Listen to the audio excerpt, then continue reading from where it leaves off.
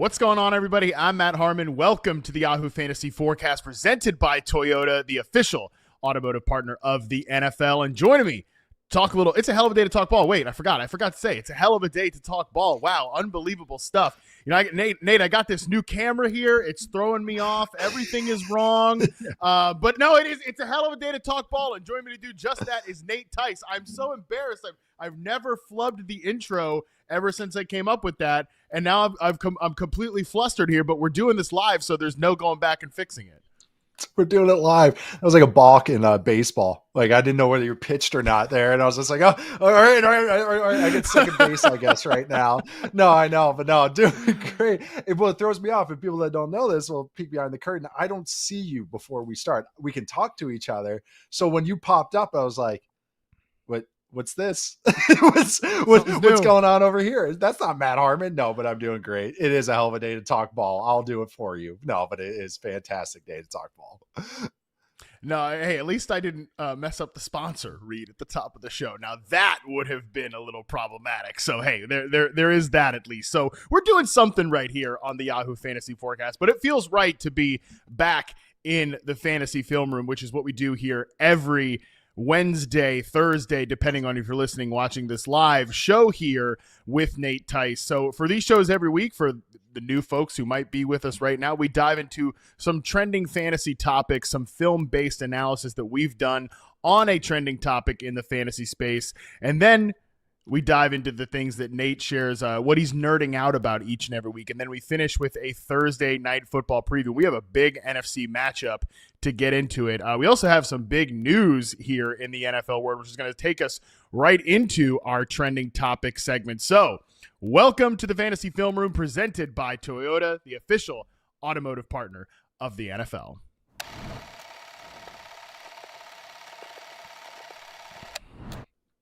All right, so for today's Fantasy Film Room, we are diving into two potentially, maybe formerly, elite offenses that are getting off to some clunky starts to the season here for different reasons. We're talking Detroit Lions. We're talking San Francisco 49ers.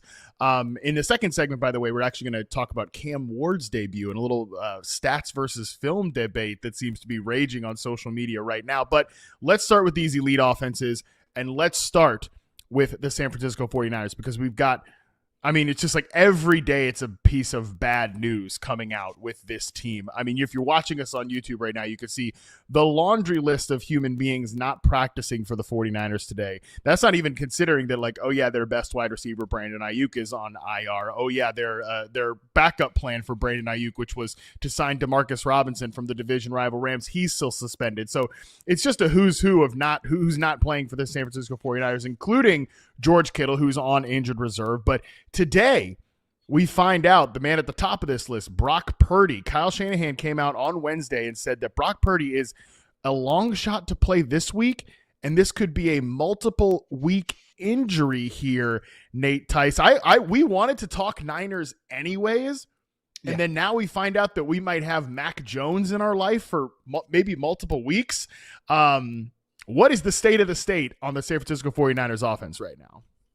Well, and I originally wanted to talk about this because I was like, what's going on with their offensive line right now, too, which is never going to ever be a strong suit of a 49ers or a Shanahan-built team. Like, that's the whole point of running a Shanahan offense, is you get the most out of, lesser quarterback play and lesser offensive line play because of the system.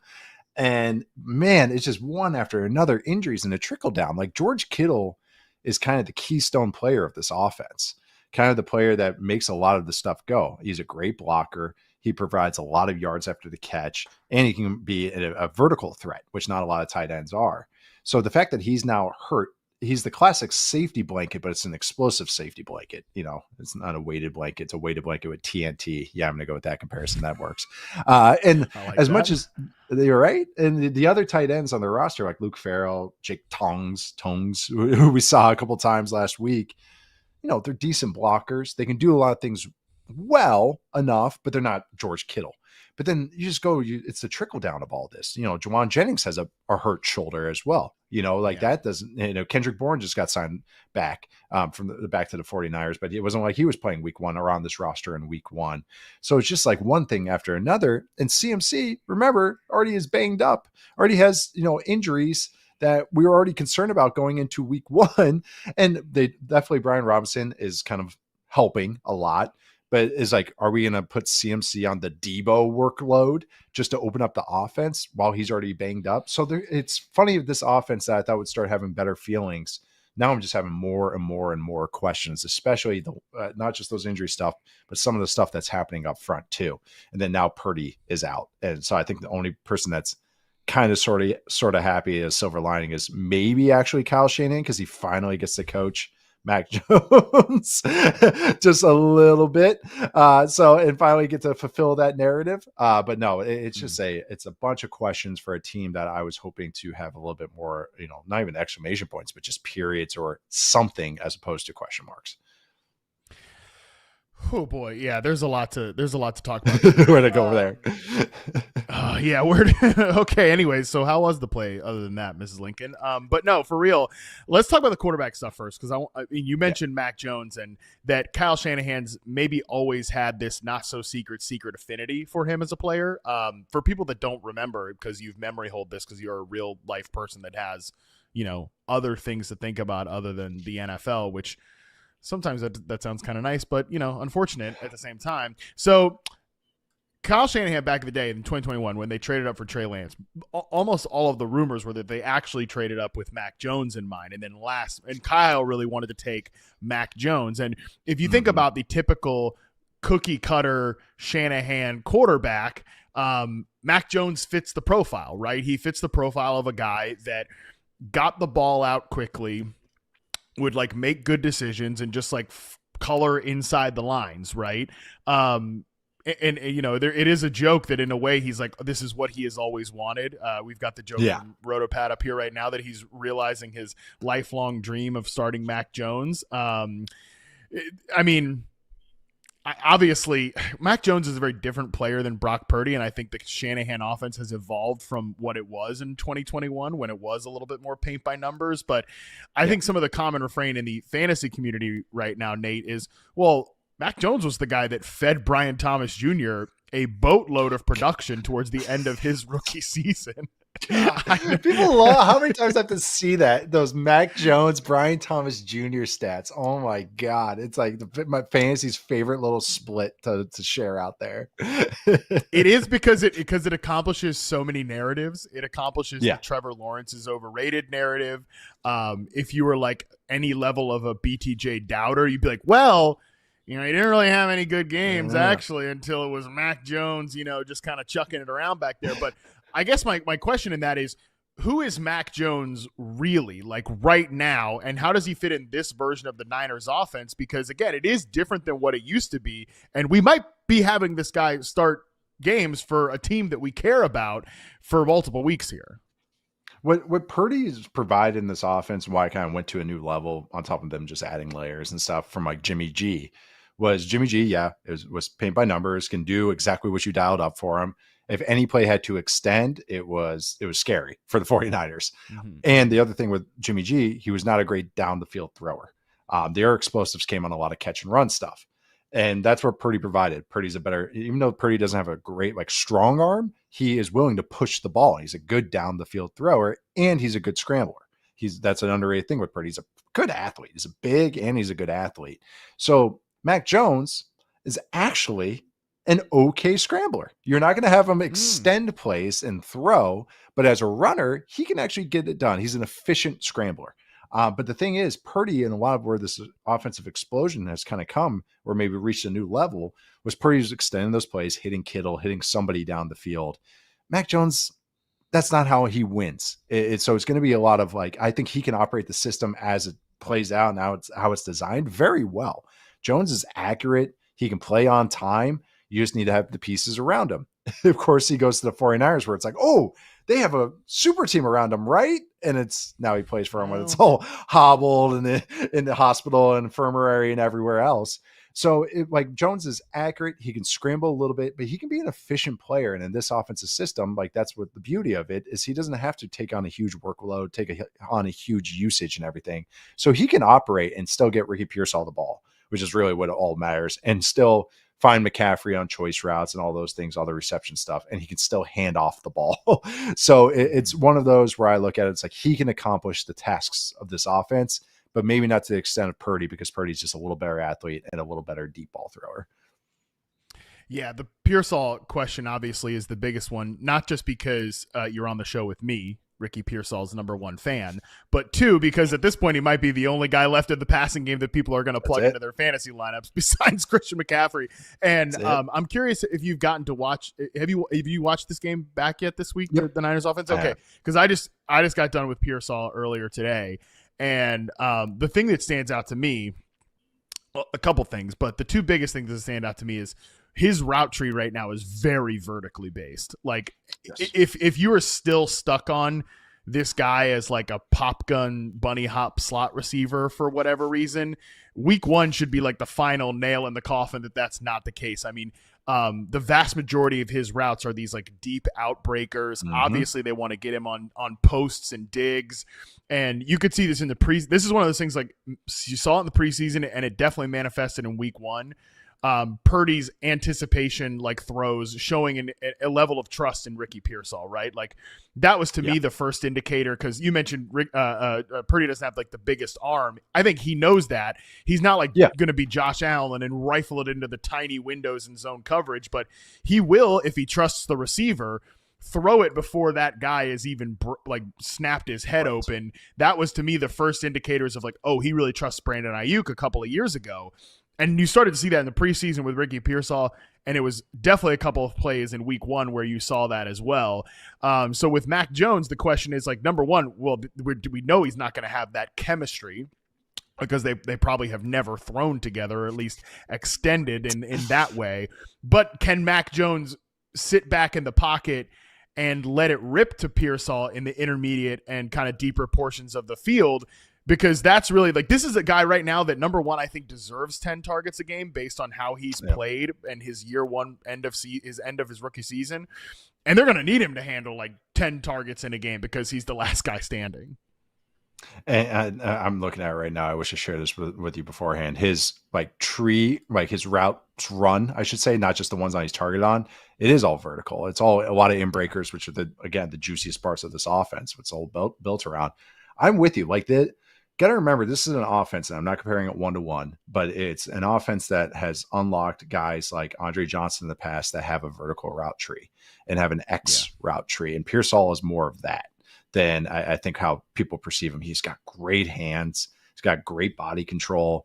And this is an offense that can unlock him in those ways. And that's where I agree with you. That's why I was excited about the 49ers offense, because I thought they were adding more true dropback layers, which you always mention as well. But like those true under center dropbacks with the quarterback and Purdy reading the whole field. And that's why I was trying to get Pearsall in every league. I was like, was not very, fortunate in a lot of them, but it's just one of those where I think what this offense is trying to be, he is actually more of a key to it and more of the future plans than I think people realize. So no, I do think even with Jones in this offense, he's going to be able to target him. Like you said, I do think that like the timing, Jones and Purdy have similar arm strengths and similar ways they win with accuracy and ball placement and everything. Like, it's not like Mac isn't just going to be check everything down, work underneath, or geez, that's brutal from the producers. But it's just it's for the audio listeners, we're showing for some reason the producers wanted to. I don't know who we're being meaner to, but it's a graphic of Mac Jones and Spencer Rattler's career statistics with the title of Battle of Mid, because these guys are obviously playing each other this week. Yeah, Mac Jones became one of those players where I actually started feeling bad for him at the end of this Patriots days, because he was caught in the crosshairs of Bill Belichick, and Matt Patricia was his coordinator and stuff. So he's better than, he's not total like garbage. That's the thing, is like he can operate an offense, and he's got Kyle Shanahan. So like I'm actually not as worried about Pearsall like losing usage or losing anything, because everything else is happening. I think Jones can operate this offense. Yeah, me too. And I love that you pointed out that he does take some reps at X receiver. Pearsall's a guy who's, at least in week 1, was like a 3-position guy. And like he's not Debo Samuel, but when he's at the flanker and moving around pre-snap, he's not playing like Debo Samuel's role. I don't mean this to say, because there are things that Debo does that Ricky Pearsall can't and will never do, but the part of me watching that was like, oh, this is what it would look like if a real receiver played in Debo Samuel's like vacated position in this offense, because because he's a much better route runner. He's a much better separator against man coverage than Debo Samuel ever was. Again, Debo Samuel's he's like a bowling ball after the catch. People just pop off of him. He's one of the best after catch receivers of this like little era in the NFL. So again, different character, different person, different role player in that particular spot. But again, Pearsall just is somebody that I'm really high on, and it's good to hear you say that like you think that Mac Jones can keep this offense moving. But you did mention the offensive line, Nate. What were your thoughts on that after week one? Because I know that was something that you dialed in on. It was before I watched the game, and I tweeted this, but before I watched it back, I should say, on film, I Next Gen Stats, they have all the stuff I can look up, pressure rates and blocking and everything. And then I saw Trent Williams gave up 10 pressures. Anything over 4, 3 pressures is kind of the breaking point. You don't want any more than 3. Yeah. So 10 for a guy I consider one of the best linemen in the game. I know he's like 37. I know he doesn't play in the preseason. Thought that was curious. So, when I rewatched this game, I was really watching the offensive line. And the numbers weren't exactly, he was not awful. He was not 10 pressures worthy. It's just more of a consistency thing. But he does not look like Trent Williams of old. Like, he looks more like just like a solid left tackle. He's good in the run game, but I thought in pass protection, he had a couple moments where he got. So it's one of those where he lost a step, but he's still like going from elite of the elite, then losing a step from elite to elite, still like pretty good. So, but watching the rest of the offensive line, there's a lot of pressures happening. There's a lot of stuff that made Purdy go into chaos mode or scramble extension mode. And it was guys losing just one-on-ones. Like Colton McKivitz got paid, but he's not a very good tackle. He's just kind of what they got. Jake Brendel just kind of gets the job done. Dominic Pooney's not bad. Actually, I think pretty good. Not bad. It's unfair to him. He's actually a pretty good starter, but he got banged up last week as well. So, but that's the thing, is that's fragile. Like, if Trent Williams misses time, I'm scared. Like, because I know this, as we're talking about all these other injuries, talking about starting quarterback being out, like, that's scary to me because he holds that whole thing together. And yeah, this offensive system does do things that this might be more damaging to a Pearsall vertical route tree than anything. That if I can have Trent Williams one-on-one protect every time we do play action, and now we have to give him more help, well, we can't attack as vertically now. And we can't attack and have the quarterback hold onto the ball for 3 or more seconds or 4 seconds to let these routes develop. So it's one of those things I'm just more keeping my eye on, because it has not really hindered them that bad in the past until the playoffs, but we're just talking regular season right now. That I do trust Shanahan. I do trust the offensive line coach, but if Williams is like missing time or is not looking as great as he has looked, like, that's really going to have a big trickle down, even more than all the stuff we're talking about. Last point just on the 49ers, because George Kittle's not going to play. He's on IR. I had never heard of Jake Tonjes in my entire life until Sunday. I don't know if you've got some deep scouting profile on him or anything, but it is worth noting the 49ers were third in EPA per play when targeting tight ends on Sunday. So like I don't know if Tonjes is going to be a guy. Obviously he scored a touchdown. Kittle scored a touchdown. Like, that's obviously going to juice the numbers, but they had a 75% success rate, which was a top 5 mark in week 1.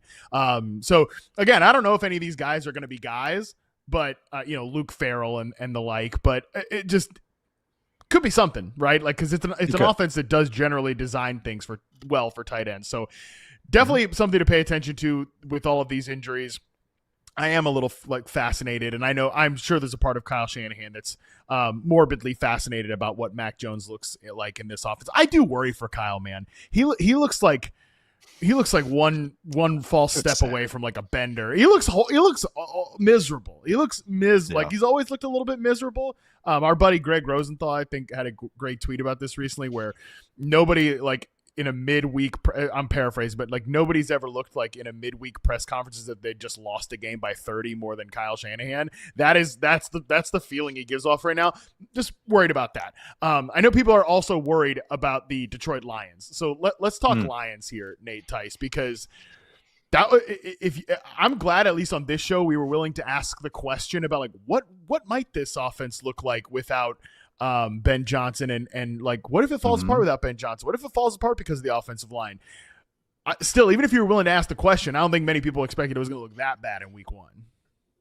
Yeah, that's the that's the curiosity with all this. So just for frame of reference, I'll use this. I was a little hesitant on John Morton as offensive coordinator. I was just, it's very curious to me I when a remember. guy is a long time assistant and only has one play calling opportunity, and it was for a very bad team, and then just never gets a chance again, even though he's worked in some good offenses with some good offensive staffs. Just one of those things where I'm like, just keep my eye on this, just keeping an eye on this. And when I watched it, it just didn't. Again, this is 1 week, and I know they're turning over the offensive line, the interior trio, and they went against a Packers defense that was a buzzsaw with Micah Parsons, and they were all geeked up. But when the Lions have their lowest explosive play rate since 2021, according to Keegan Abdu, only 4 explosive plays, and this whole offense was one of the most explosive play heavy offenses. That was the whole gist of this offense.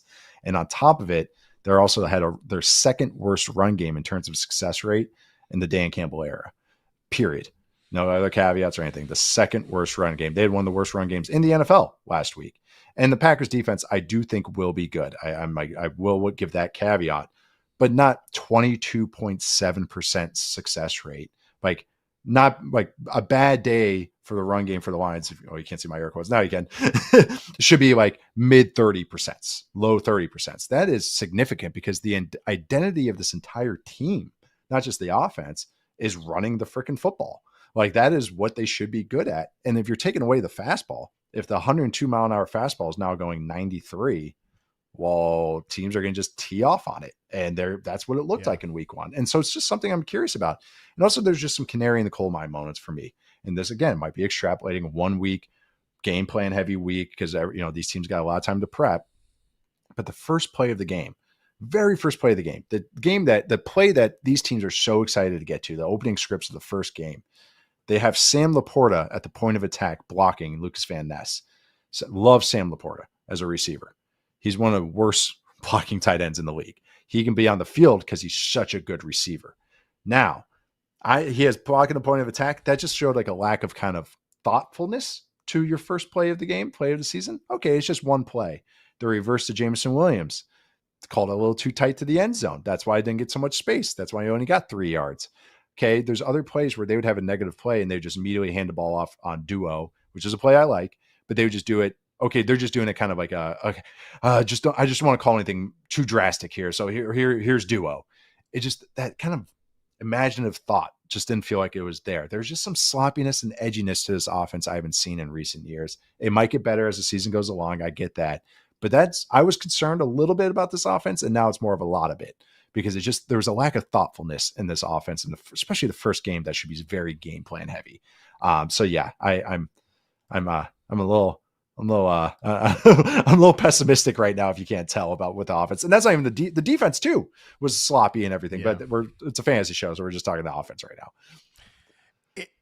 It's always super difficult in week 1 to separate bad unit versus like, was this just unit better than we expected? And I think that's really difficult with the Lions offense and the Packers defense, because you were really optimistic about this Packers defense in the summer when we did our top 10 defenses show, and then they went and traded for Micah Parsons. Like, you were already saying totally knew that. Yeah, nailed it, buddy. You were already saying this could be a top 10. You said that this could be a top 10 defense in the NFL, and then they go and add one of the best players in the league. So that's they could just be like that unit this year that makes that massive leap on defense, right? And that could be what all of this week 1, like the results are. But I think you pointing out some of the process issues with the first time play caller in Detroit. Obviously, Morton has called plays previously. It's been a long time, man. 2017, the game has changed since 2017 by quite a bit.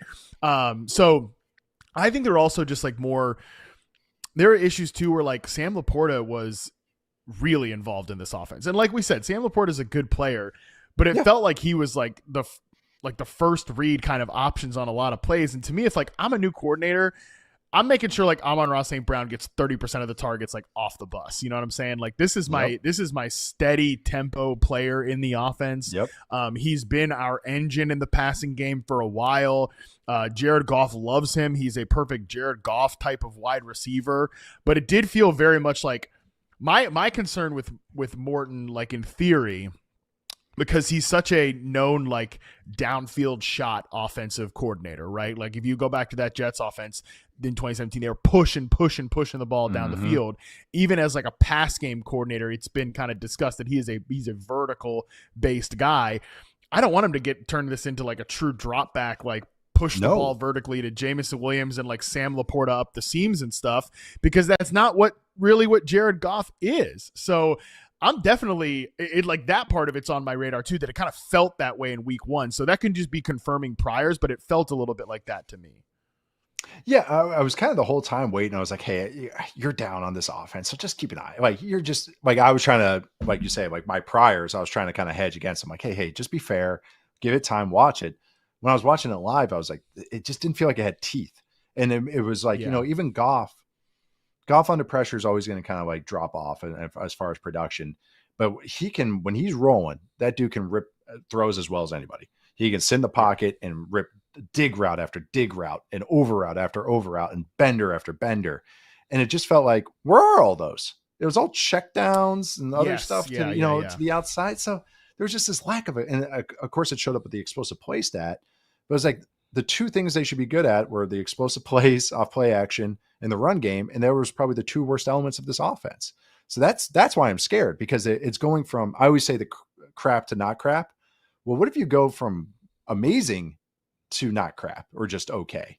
Like that's a significant drop, even or just above average, so that's where it just, there was so much of this flow. It just even felt like the backs didn't get into their flow like they usually do, Gibbs and Montgomery.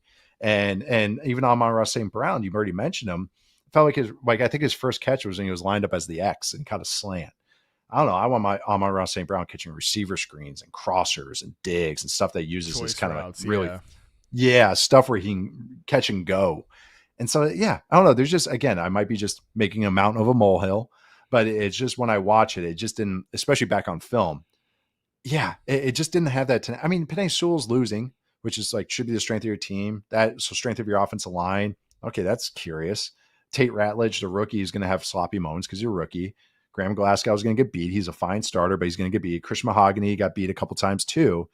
Yeah, it was just there's a lot more questions, a lot more how is this going to work than maybe I thought, where it's just like, just keep the good times going.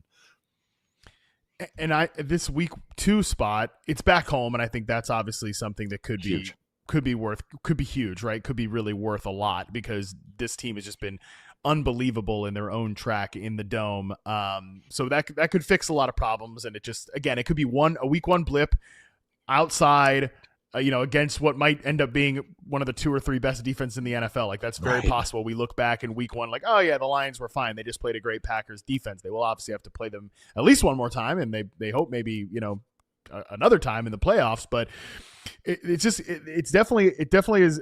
It's not the softest landing spot in week 2 though, because they get this Bears defense that, in my opinion, played really well on Monday night, and it's still like Dennis Allen knows what buttons to push. He also knows all these guys, right? Like this is all.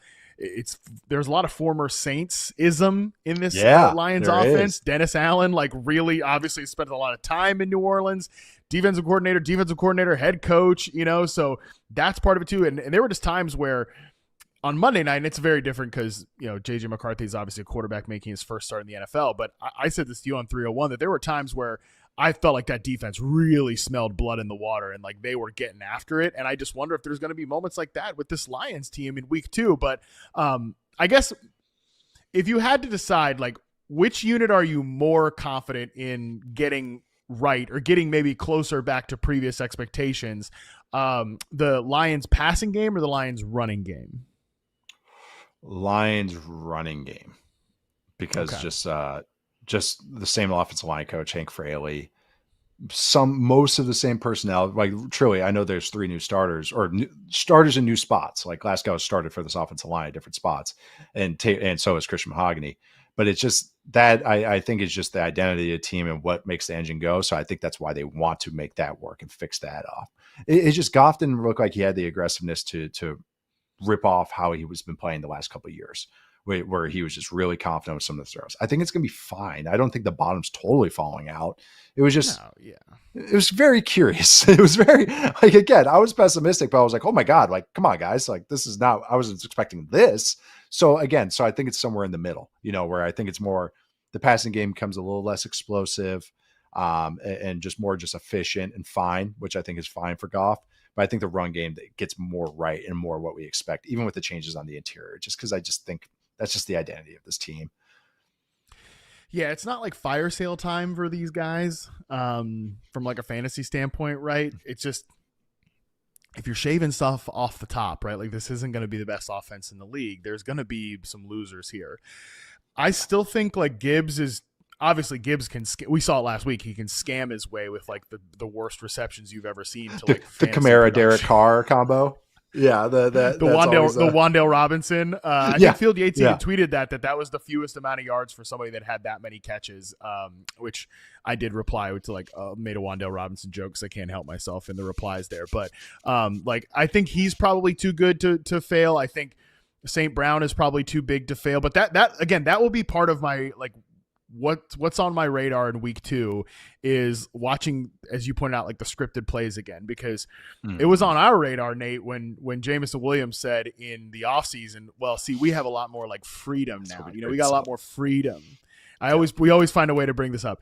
We have a lot more freedom now. And I think it actually juxtaposes really well with some of the people's reaction to the Bears offense on Monday night. It's like, where's all those, like, why doesn't this feel like as easy and all that? It's like, well, this offense isn't some like Mickey Mouse heavy little, it's not that. It's like a real deal hard NFL offense, and you gotta master the details and like earn the right to make those plays easy. And I just wonder if this offense isn't as detailed now without the guy who was there hammering details every single day. Mm-hmm. Did you see the interview between Amon-Ra St. Brown and Roman Dunze? Yes, I was just talking about that with somebody today. But remember he was like, oh, is he still a stickler for splits? And it was like, oh my God, he yelled at me about that's honestly, that's how Sean Payton always was. There's infamous stories. And it's funny because my offensive system that I kind of grew up in, or Wisconsin, like Paul Chris and Sean Payton have a lot of overlap and some of their offensive structure stuff. So the famous story is that like Sean Payton would throw his hat down to teach yardages, like not throw it in anger, but go like, I'm going to use my hat and you have to get to 14 yards. Yeah. Yep. And it was always the details. And then Paul Christ always do that too. So when I heard the stories about Sean Payton, I was like, see where he gets it from. But it's just that's why I'm still optimistic about Ben Johnson in that offense, because I just think that he's such a stickler for the rules. But like you said, that's why that Jameson Williams interview, I was like, that's not what I want to hear. I want to hear, oh my God, he's honest about every little detail and every little inch. But again, we talked about this too in the offseason, was, Ben Johnson's background is tight ends and amongst other things, but then Morton's background is receivers. So he's going to focus like getting the receivers right. So I don't know. Not my preferred way, but we'll see again how it unfolds. You still got Dan Campbell there. You still got Hank Fraley there. So, but I that's why I'm like not selling everything, but my concern level has risen. Yeah, I would definitely encourage people to actually listen to that Roman Dunze, and it's on St. Brown's podcast with his brother. But because I just saw a little clip of it, and it was just, number one, it's fascinating to see like two dudes that play in the same division together, and like they're talking about this coach that they share. It's just like interesting. But then the other part of it was he said all those things that you said there about like the deep, like, is he still a stickler? And he's like, man, just like that. You know what? I can't curse on the live show, but that stuff works. Like that stuff works. Like it works once you do it. So very interested to track, obviously, the Lions and the Bears as they like try to figure out the wilderness together, one with Ben Johnson and one without. But we are going to take our first break. When we come back, we're going to tackle Cam Ward's rookie debut. And was it actually good, or was it as bad as the stats say? We'll get into that right after this.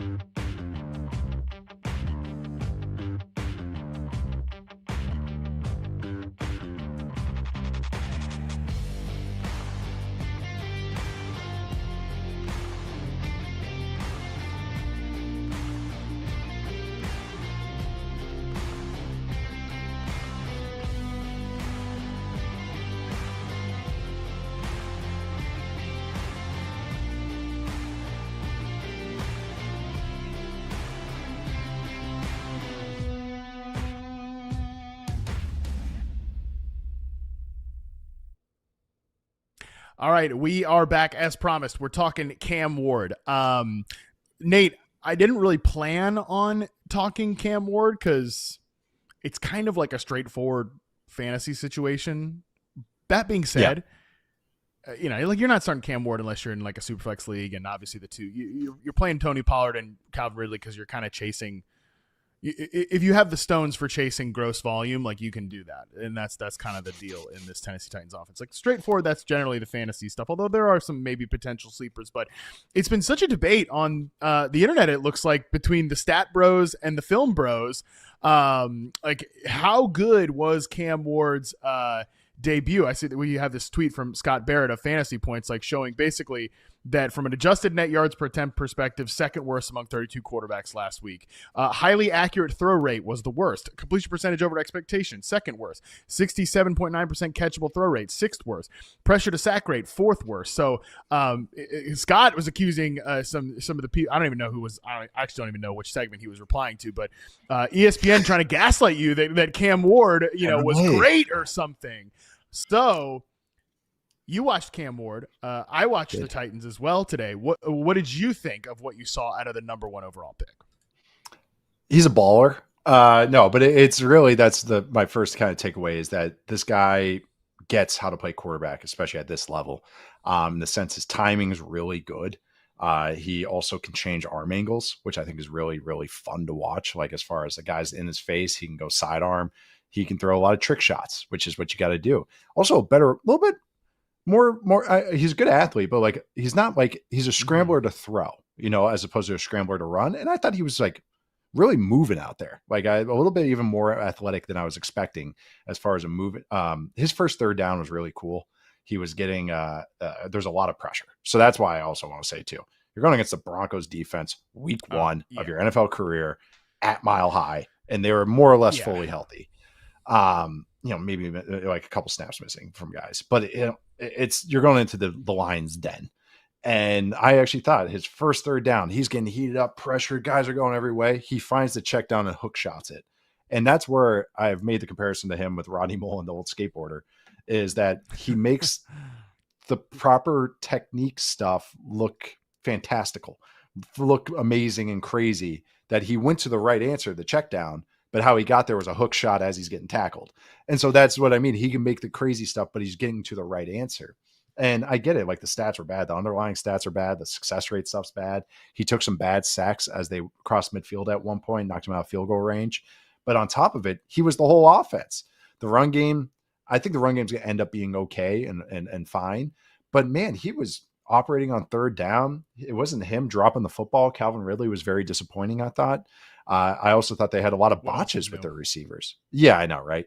The guy that he trusts the most is Gunnar Helm, the rookie tight end from Texas. And I noticed that like early in the game, like looking for Gunnar Helm. Gunnar Helm was getting the targets and everything. And so it was one of these where, I'm being realistic, like fantasy wise. Like you said, it's more of a super flex thing or a long-term thing, but long-term prognosis of him, just him, not talking about Brian Callahan, not talking about anything like that. That's all you would want out of the Titans. I thought his process was very good, even if the results weren't all the way there yet. And I think he has the physical means to do his process. Sometimes the guys can see it, but can't get it done. I think he can get it done. It was encouraging. It's a classic one of those, as I rewatched it on film, I'm like, wow, okay, this is just how I was when I watched him at Miami. He like really grows on you as you watch film, because you realize he doesn't make a lot of mental mistakes. Like he's really sound with how he processes, how he progresses through stuff. So it was just, I think you're going into a buzzsaw. That's the Broncos defense.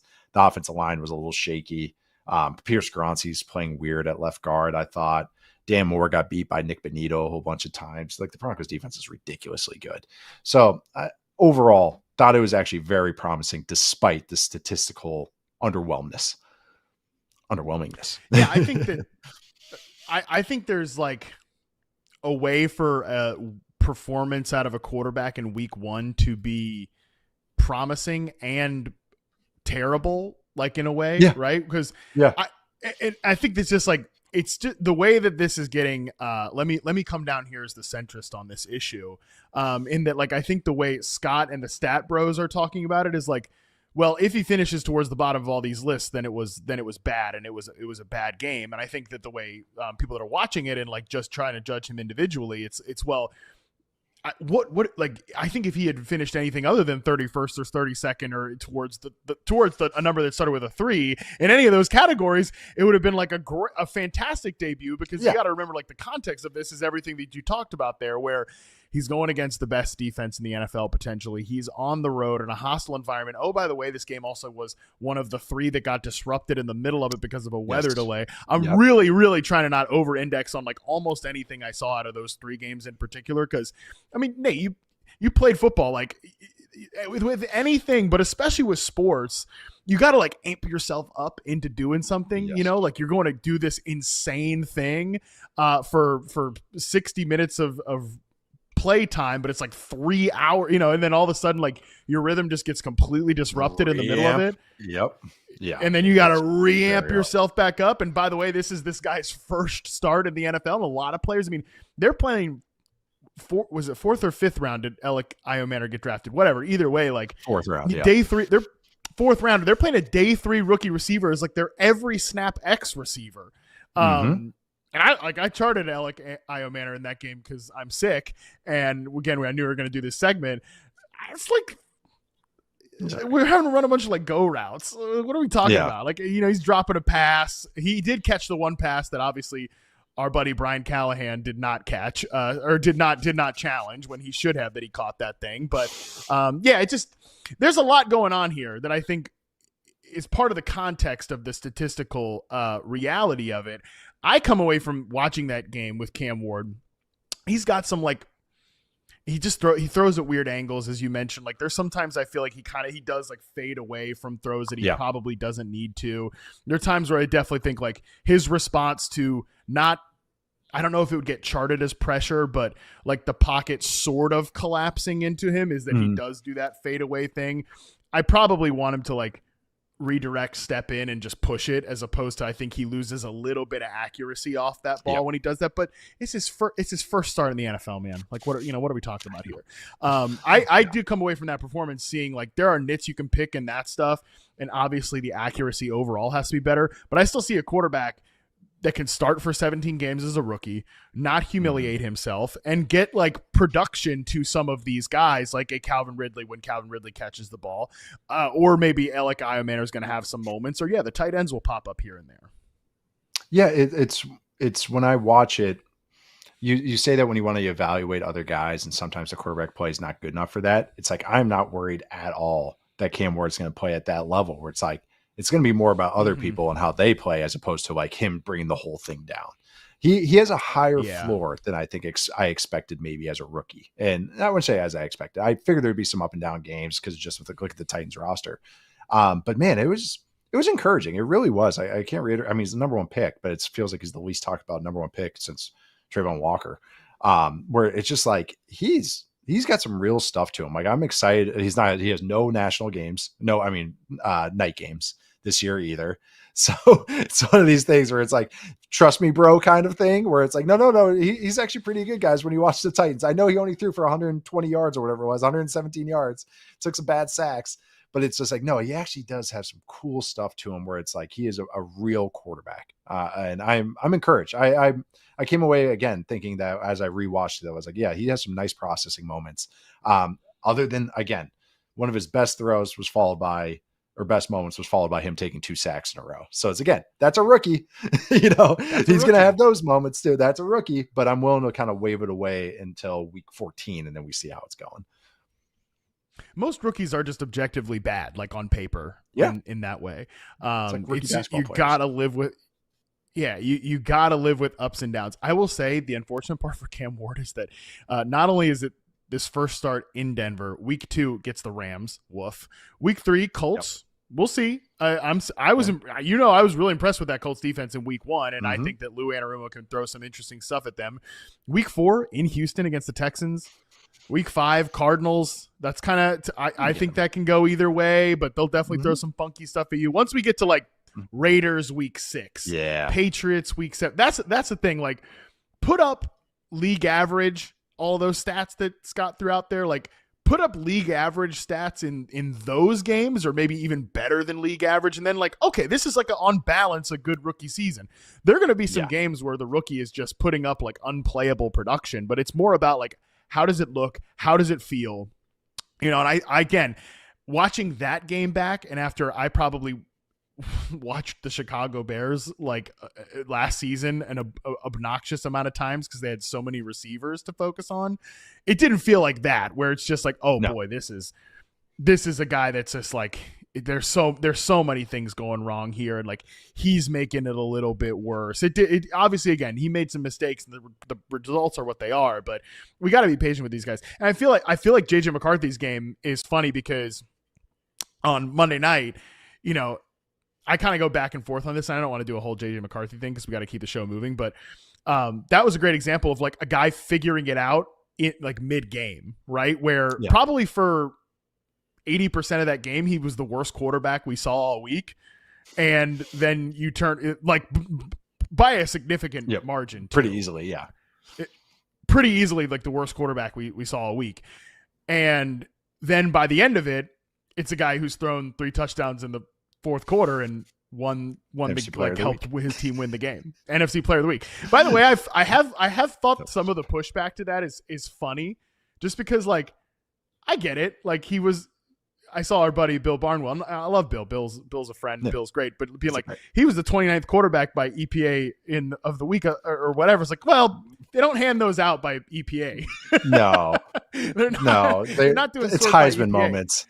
And like I mean, we shouldn't, as a society, we shouldn't be like post sick ass cool moments at the end of a game to win on Monday Night Football. We should still honor the rule of cool. We should still honor the rule of cool. So it's just like that. I don't. Again, we don't have to do the whole JJ McCarthy thing unless you want to. But it was just like that was a moment of like. That's a guy like who looked terrible and then great, but like what is he really throughout the course of the game? Yeah, McCarthy too is, and I kind of said this when I was talking to you yesterday. God, it feels like 5 years ago. Was on Football 301 when I was talking about it. Was that it felt almost like you could hear me pause. Even I kind of laughed at myself because you can hear me trying to find the words. And I'm still trying to find the words to describe it, but he can operate how the Vikings want him to operate. And I mean that in a good way, and not so much a bad way, but I mean that in a good way as a compliment, is that they're going to put the heavy rails on this offense. And I thought the first 3 quarters when he was asked to do the harder things, because it was run heavy, especially on first and second down. When it was passes, it was a lot of play action, a lot of stuff where he gets on the move. And when he had to drop back on third down, it was kind of iffy, but that's the thing is like that the offense isn't built for that. It's not built for him to drop back yet. Like we'll see down the road, but like McCarthy to me is like, it's almost like him scouting him as a prospect, like, cause he didn't have a ton of pass attempts, they barely had to throw the ball at Michigan, but I'm just like, I'm waiting and seeing. He did fine to me. Like I was cool to see the fourth quarter. It was cool to see him making definitive throws. And yes, it's on the rails, and yes, he has bumpers, but he did it. And so that's why I'm just like, kind of like, it's not like a shrug of the shoulders, but it's like, that's what I expected out of him. I didn't think it was going to be 3 quarters for him to get there, but I did think I was like, he's got some good athletic wheels. I think he has some good wheels. He's going on the road. Like it's so hard to be a quarterback on the road at night, week 1 against a team that's just geared up and ready to go. So I thought he did answer the bell when it came down to it. So but it was just it was just hard for me to see him getting player of the week when I'm just like, well, okay, whatever. I get it, whatever. National TV game, whatever. Exactly. That's island game bias for sure. But either way, it's just in the aggregate, it ended up being like a obviously really promising debut. Like if I had told you before the game he's going to rush for a touchdown, he's going to throw for 2, he's going to be like 143 yards, you'd be like, okay, wow, really? That was I would take that. It's just like the 80% of it was atrocious, and then like 20% of it was, oh, damn, that worked out really well for us. The really thing that got going was the Vikings run game, which is all the explosive plays came through the run game, and through that was hyper. I know, so it is kind of funny. It's like multiple things can be true, as always, as we talk about all the time, and that's what it felt like. It was like, if you told me afterwards that was a stat line, I'd be like, pretty good. That's what you want to see. Sure. Did not feel like that way through 3 quarters. I was checking on some people's timelines going, are you all right? No. Yeah, and just like you said, just like he's trying to figure it out, the coaches are trying to figure him out. It's like, okay, we got to settle him down, like really lean into the run game, which is the same thing that's hopefully going to happen in Tennessee, back to our Brian Callahan discussion from yesterday. Hopefully that's what's going to happen in Tennessee with Cam Ward. But all right, we're going to take another quick break. When we come back, we're going to talk through some rookie running backs that Nate is nerding out about right after this.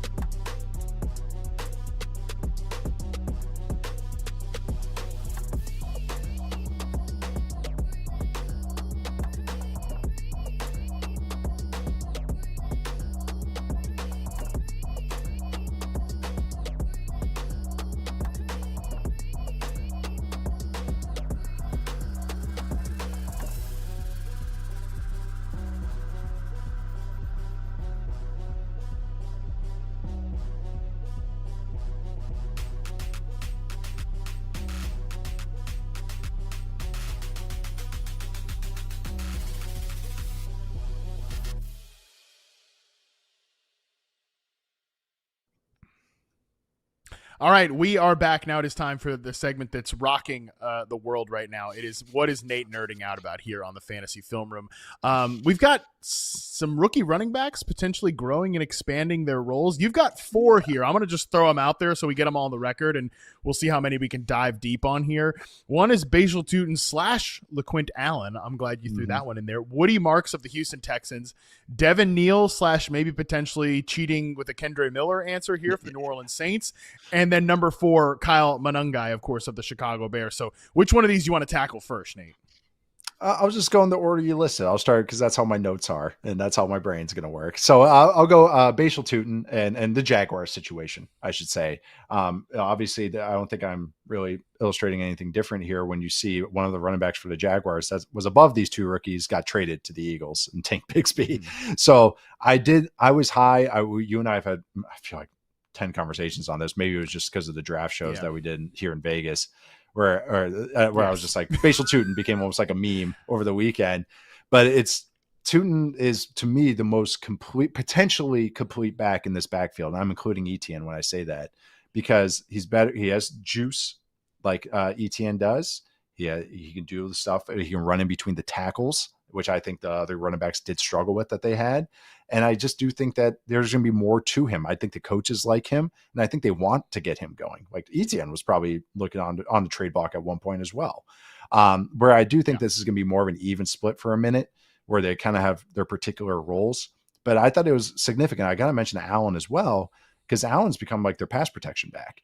And that's going to get you reps. And if an injury happens, certain stuff happens with that. So I always keep an eye on these rookies that get pass protection duties, which I'll talk about again with some other guys in this list.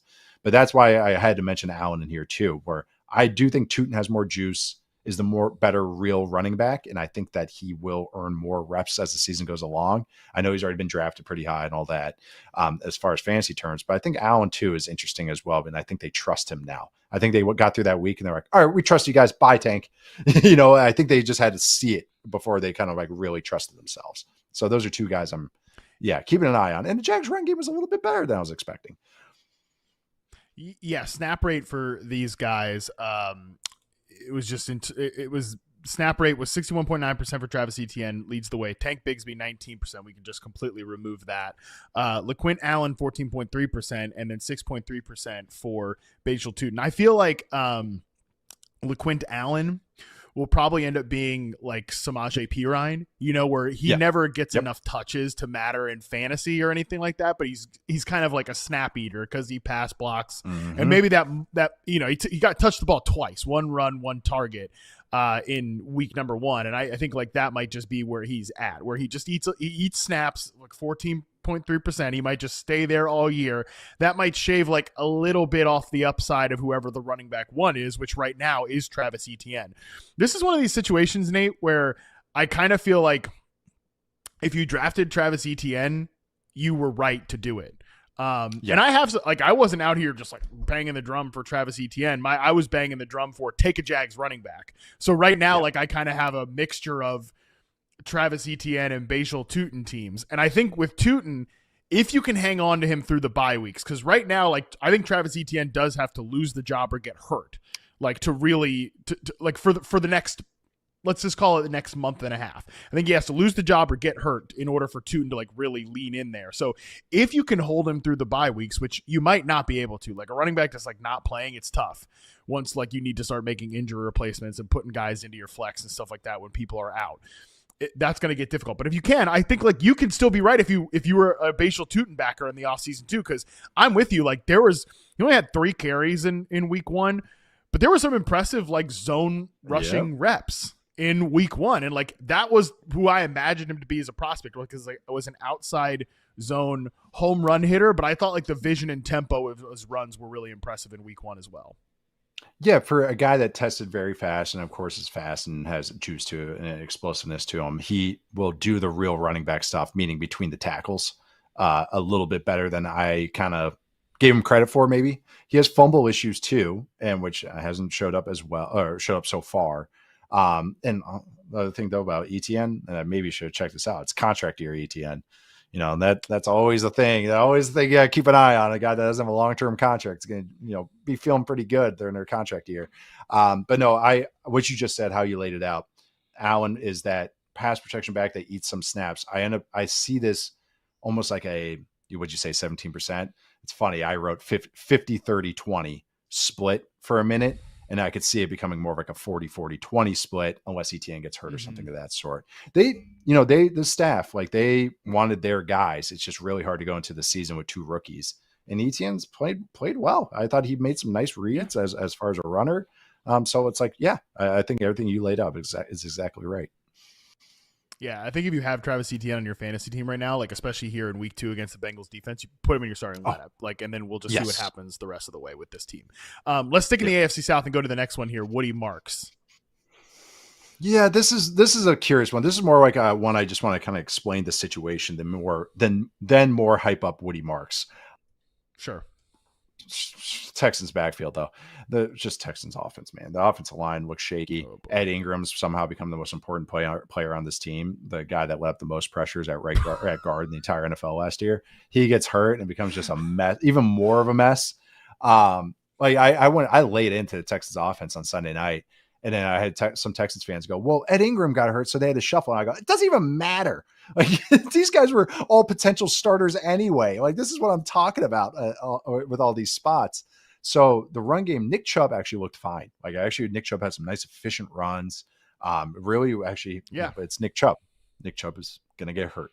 So then you look at the rest of the backfield. Like that's I think a pretty safe bet. I know it's calloused and nihilistic and cynical, but but I look at the rest of the backfield. Dameon Pierce already had a protection botch. This entire team makeup and how far this team goes is based on how they protect. So if you're trusted week 1 and you miss a wide open protection, a guy that's right in front of him and you release, you're out. And that's what happened with his reps. All of a sudden he was gone on all passing downs or anything that could resemble a passing down. Dare Ogunbowale, Badger, somehow still in the NFL, but he's there just to be the safety net. They drafted Woody Marks for a reason. Like that. So me, this is just more of looking at everybody else in the backfield than anything Woody Marks has done so far. And when I watch it so far, I just think that they're going to give him run because of just who's above him and what they've shown so far, what they know. And if Chubb is kind of a ticking time bomb, so it's like just by default, he could kind of take over here. I know Joe Mixon's still lingering, all that stuff, but it's almost like just like a default, the two sweetest words in the English language kind of thing, where it's like he might just get the backfield touches just because everybody else drops. Yeah, Daria Ogunbowale is probably in that same like LaQuint Allen, Samaje Perine role where he just same like exactly. He's going to eat some snaps but he's probably not the same like pass protector as Perine. But anyways, like that Dameon Pierce note is definitely instructive because. Well, what did you think from like a run game design standpoint? Like, are they more of a gap team or a zone team based on what you said? Because I haven't gotten a chance to rewatch the Texans yet. Maybe just because I don't want to do that to myself. But like, what do you think of that team from like because to me, I thought like Pierce might make more sense in a gap based system, which is what he did as a rookie. And then Woody Marks definitely to me, he is like more outside or like maybe not even outside zone code, but just like a zone runner. The best runs, I'll put it this way, their best runs were split zone, which is zone with, and then the tight end slicing across. That's another thing is one of their tight ends got hurt, Kate Stover. It's a very 11 personnel team. And if you're going to be a heavy 11 personnel and Christian team, Kirk was hurt going into like one of those late injuries that like they were not planning for that necessarily. Right. We got to see some Jalen Noel at least, but barely, dude. Justin Watson played more snaps than both of the rookies. Like that was my takeaway from that game. Is like they're not ready to trust those rookies yet.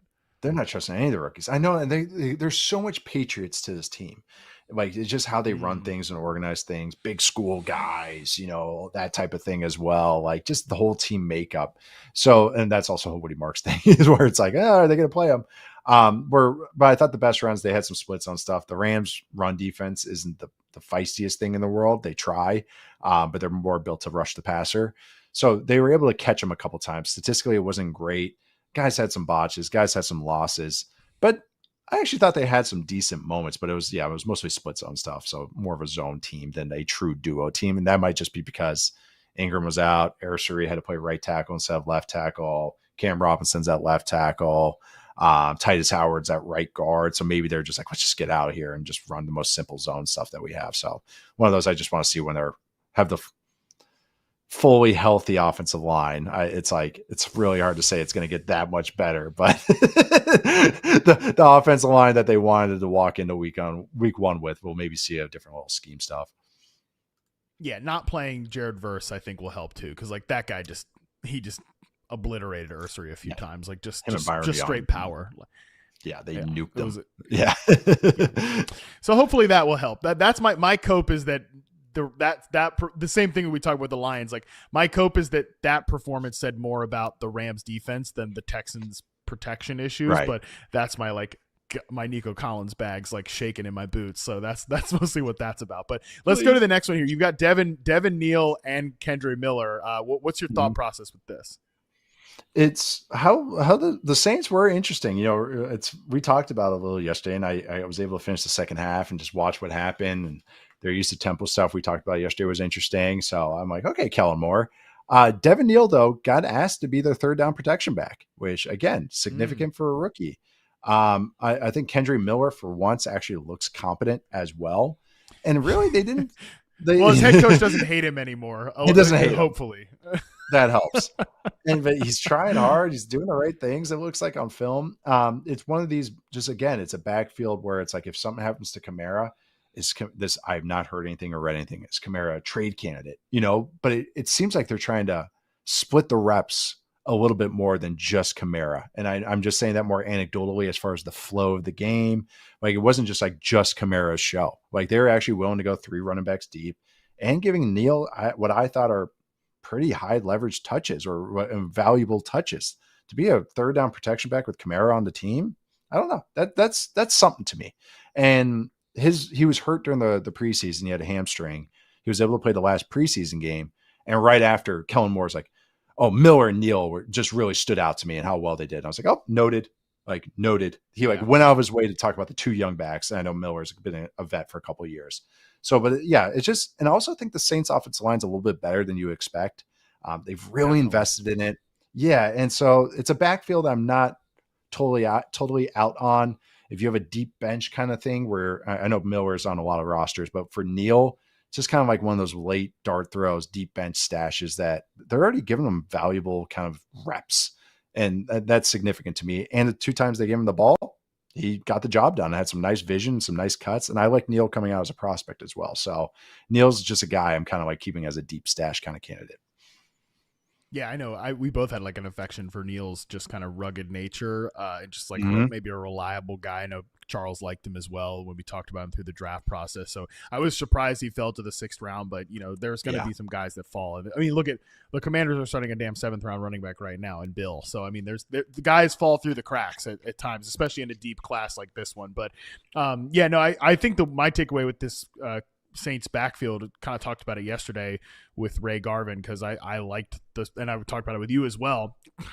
I stopped talking about the stupid Saints, but like they're not just like funneling receptions to Alvin Kamara. So yeah, if they do at some point, he becomes a trade candidate, it's not like, oh my God, we've lost our lead back and the center figure of our passing game. Because like Juwan Johnson, it was important to them in week 1.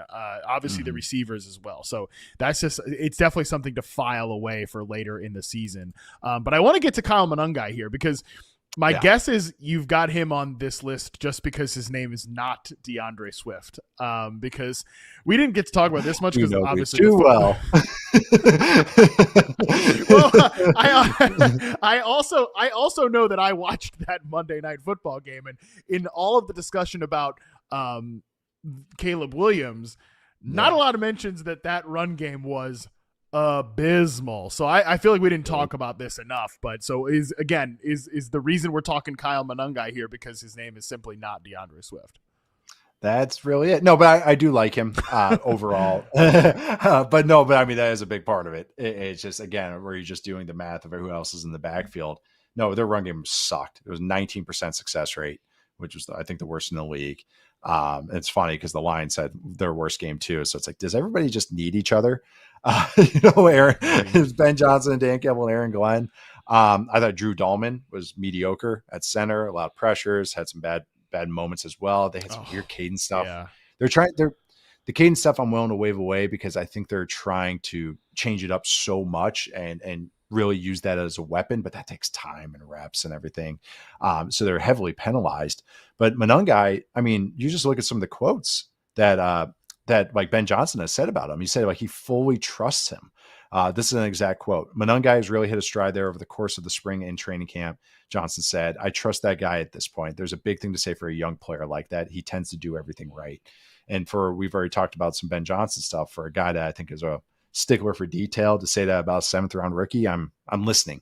There's a reason. Roschon Johnson's always banged up, and he should be the short yardage 3rd down back in this offense. Well, Monangai might take those reps, and DeAndre Swift did nothing to go like, oh, well, we got to keep DeAndre Swift on the field.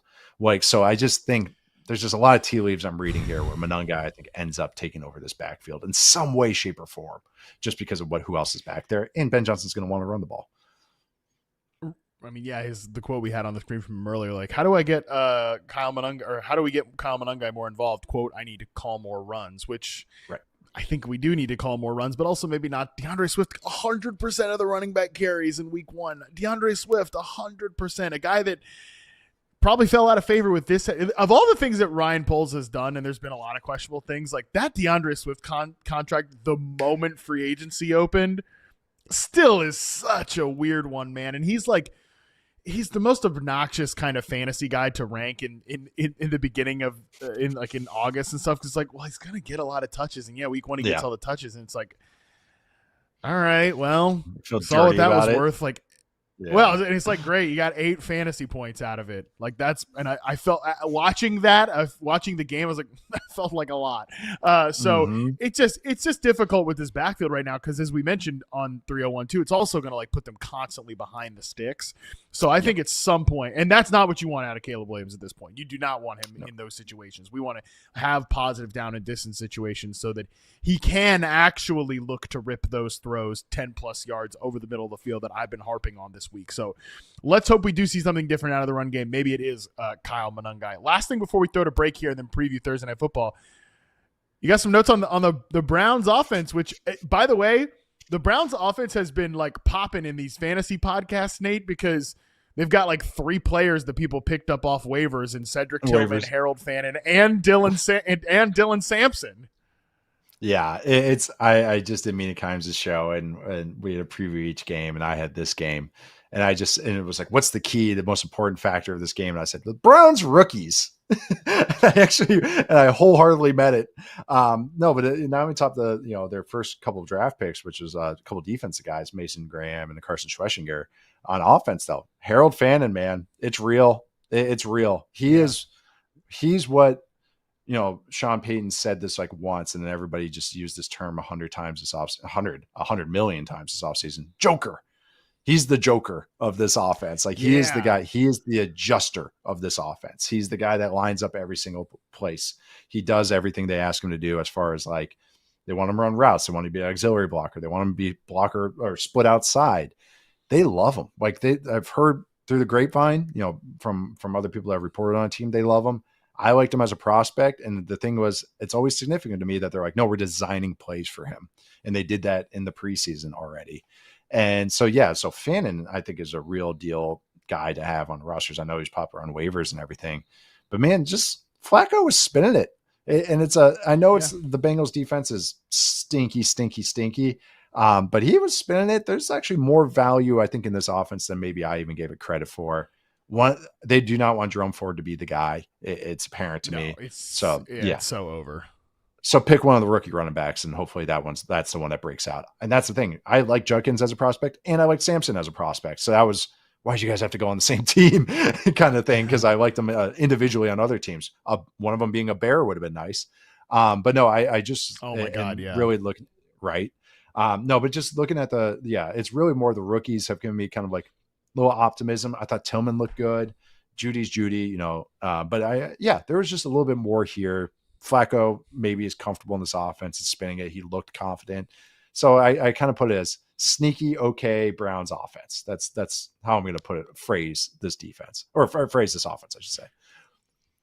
Yeah, I mean, Sampson, not a guy that had a bunch of like collegiate receiving production, but they immediately got him involved as a receiver. Like when he was on the field, they were throwing him the football. So that's really, really important for his outlook. 8 catches, obviously. And he didn't run a bunch of routes either. Again, like he wasn't a guy that, was on the field like 100% of the time or anything like that. I'm just looking it up right now. He ran 15 routes and he caught 8 passes, won 8 targets. Like, so when they 53% targets per route run. So there's definitely some signal there. And I think obviously Joe Flacco at this point, I think it's going to be tough for like any team with Joe Flacco to have a great run game just because he can't move at all. Like he's so stationary. And he was in shotgun a lot. He was like 60% under center when he was with the Browns last time. This time in week 1, he was in shotgun at 70%. So that might just be the game script, obviously, or whatever. But it was a close one. It wasn't like they were getting blown out or anything. And for Fannin, I love everything he said there. I'm still skeptical that like 2 tight ends, because David Njoku was still out there. I'm still skeptical that 2 tight ends can really, really crush it in fantasy football from the same team, especially an offense that's not like one of the best in the league, even if we are like a little bit excited by what we saw. It's not the 2010 Patriots offense. No, it's not. It's not right, exactly. But I wonder too, like if Fannin can continue to just hold this roll down, like if he really does. I didn't draft like David Njoku at all this year because Fannin was a part of it, but also like there were other guys, the one I'm about to talk about in a second, that I liked more in the passing game that was going later, and it's like, this still might be not a good offense. You're not taking a tight end who you're hoping scores a bunch of touchdowns. So he might just push David Njoku to the side and then maybe even off the roster at the trade deadline, Harold Fannin. That's something that's on my radar. The last thing that's on my radar from this game that, all off season I talk about Cedric Tillman as like a guy that, played really well at X receiver and how he has outproduced now Jerry Jeudy when they've been on the field together post Amari Cooper trade. And, it's a small split, but still.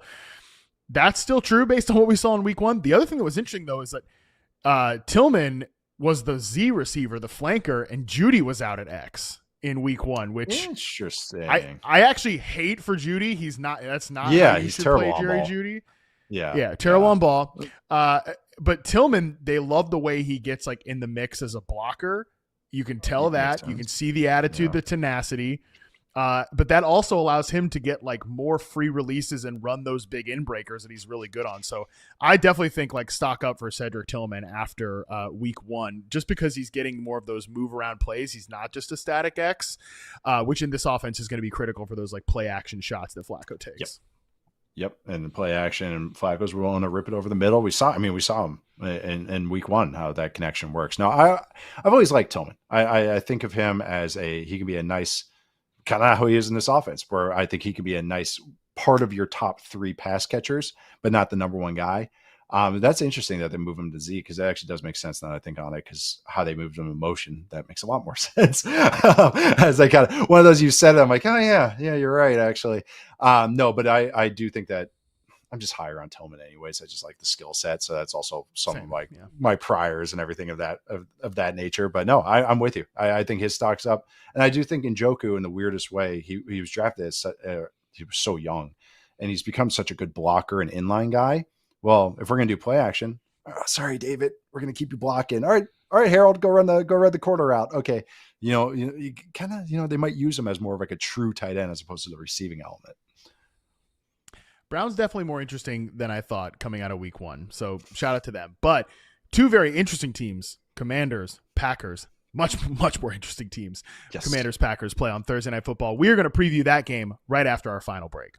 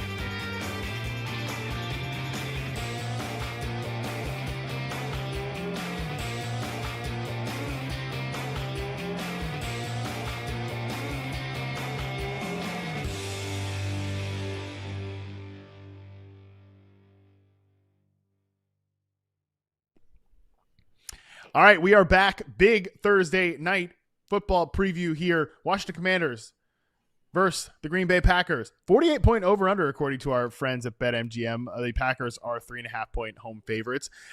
Nate, I kind of actually want to ask you about the Commanders' defense first here, because I think they I think like they might hold the key to this game, like in that 48-point total. Like, is this going to become a big-time back-and-forth fantasy football game? Because I think we know the Packers defense is good based on what we said earlier. I don't really know how good the Commanders defense is after week 1, because I had my suspicions about them, like maybe being a bit of a slight step back unit.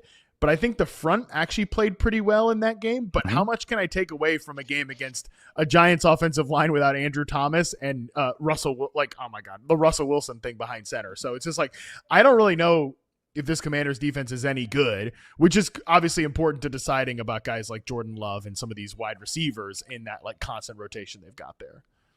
Right. And that's my biggest takeaway was like, man, the Giants offensive line is bad. You better not put a rookie behind that offensive line. You're going to ruin his career. That's my first takeaway for that entire game. No, what I really focused on too was, I was looking at Dan Quinn, Matt LaFleur matchups when they both been play callers. And they worked together in Atlanta. But then there's been a couple times where Dan Quinn was one time he was DC with the head coach of the Falcons, and then 2 times when he was the defensive coordinator with the Cowboys. And I understand these are different defensive makeups, different personnel. I understand that the quarterback was Aaron Rodgers for a couple of these games and only Jordan Love for one of the games, which is the wild card game in 2023. But in those 3 games, Matt Harmon, Packers' explosive pass rate is above 25%. 1 out of 4 passes goes 16 yards or more in the 3 games. Over 3 games. That's a decent sample size. Average over 9 total explosives a game. You're going for like 6 usually. So 9 is great. 10 is amazing. If you're averaging over 9, 65% passing success rate for Packers quarterbacks against Dan Quinn defenses.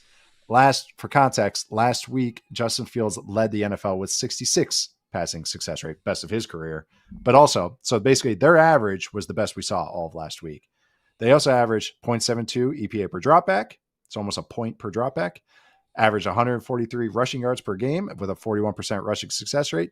Had a passer rating of 152.2. For context, perfect is 158.3. 3.4 yards or points per drive. So am I illustrating that I think Matt LaFleur has Dan Quinn's number? Because I think he does. And that was with a defense that had Micah Parsons on it for a couple of those games. And actually what I think was a faster and better overall defense, even if they had some holes. I just think that LaFleur kind of has his number. So I'm curious how the game plan is from Dan Quinn, if he's going to throw some wrenches, because I think if he plays his man heavy kind of defenses, I think LaFleur and Jordan Love, they're going to find some way to take advantage of this, and which actually my props will kind of show that a little bit. But I just think that he has the natural advantage because the Commanders defense did play well in week 1, but I'm just going off my offseason evaluation with them. I just think they have too many weaknesses overall on the defense. Yeah, that was kind of my question there, was just like, is this the unit that we think it's going to be? And I just don't know that we got any read on that in week 1 because the Giants don't prepare us for any. So talk to me about these Packers pass catchers and maybe some of your props here, because, man, it was just this same old Packers rotation thing. It's like, hey, they drafted a first-round receiver to put an end to the receiver rotation. Nope, he runs around on like 53% of the dropbacks. And they give Christian Watson a 1-year extension because they just got to keep him around. Malik Heath still needs 4 routes in a game for whatever reason. So it's still, it looks like as difficult as ever a position to predict in fantasy football. It still is. And I think there's just so much of this offense where everybody's in a specific role. Like they're building out the receiver room to use them in certain roles, as opposed to God, I know you've talked about it a million times. We've had conversations about it. I've talked about it. I think that's just the point of it. Like Golden is to take the top off the offense or the defense and can now do some auxiliary things. He showed up in preseason as well, but that's why he only sees like a chunk of the snaps, because then on other snaps, they're going 2 tight ends. On other snaps, they're going like, no, we're going to do this so I can get Jaden Reed a touch, and we need better blockers in there. Tucker Kraft is a part of this offense. As he props up, that's actually kind of great timing. Tucker Kraft's a big part of this offense as well. Like he's actually the guy I'm trying to grab everywhere, as opposed to one of the receivers. Really, the guy that benefits from all of this offensive system is Jordan Love, like, fantasy terms and real football terms. And in that sense, because when you have a guy in each role, if you have a good game planner, which I think LaFleur is, these guys are going to get highlighted in their best spots if you have guys that can validly take each role. So yeah, trying to handicap the receiving room is still impossible because it's like, it's one of those things, whoever catches the ball, I'm like, all right, which one is it? Oh, it's 87 this time. Which one is it? 13 this time. Like I have to look in to see which number. It's not like I can't just assume, oh, there's number 88 for the Cowboys catching that every single time. There's number 12 for the Rams catching that one every single time. With the Packers, it's always I can tell you which one it is based on the alignment, like pre-snap alignment. I'm like, I know which one that's going to be. Like that. Just because I've spent read in the slot. Read in the slot or out of the backfield. Yeah, that's Jaden Reed. If it's on the boundary, that's Romeo Dobbs. If it's the deep outbreaker, that's Matthew Golden. So there you go. Perfect. Just reverse engineer it right off the top of the head. No, and so it's hard to handicap all that, but I will say that, props wise, one of the ones that I really like is Jordan Love over 234.5 yards. And if you getting frisky, you make it over 250, which is plus 130 money. Because that's just, I laid out those stats. I think that he's going to have plenty of chunk plays. I think he'll get to that yardage. And it's just one of those things they're going to do until they get stopped. So that's, I'm leaning on Jordan Love. I think they're going to get plenty of yards in this game.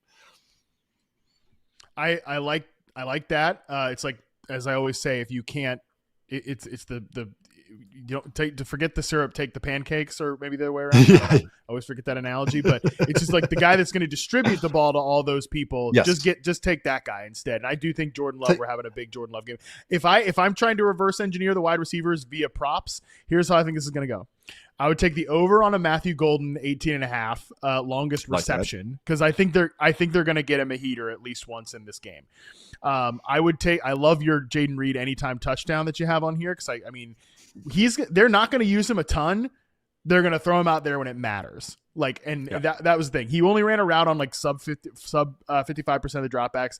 He was targeted on over 40% of those. Like when he's on the field, he's getting the football, even though he doesn't have a foot. People are saying he doesn't have a foot.